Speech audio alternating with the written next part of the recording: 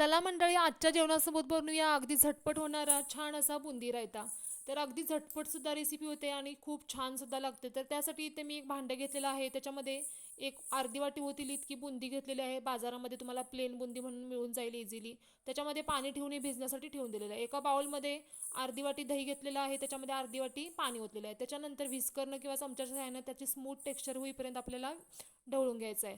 त्याच्यानंतर त्याच्यामध्ये पाव चमचा जिरे पूड, अर्धा चमचा काश्मीरी लाल मिरची पावडर आणि काळं मीठ टाकायचं आहे आणि ह्याला थोडंसं आपल्याला मिक्स करून घ्यायचं आहे. त्याच्यानंतर आपली जी बुंदी भिजवत आपण ठेवलेली होती त्याच्यातलं पाणी काढून घ्यायचं आहे आपल्याला आणि ती बुंदीसुद्धा ह्या दह्यामध्ये टाकायची आहे आणि हलक्या हाताने ह्याला ढवळून घ्यायचं आहे. आता याच्यामध्ये मी कोथिंबीर टाकलेली आहे आणि आवश्यकतेनुसार थोडंसं पाणी टाकायचं आहे, जसं तुम्हाला थिकनेस हवी असेल त्याप्रमाणे.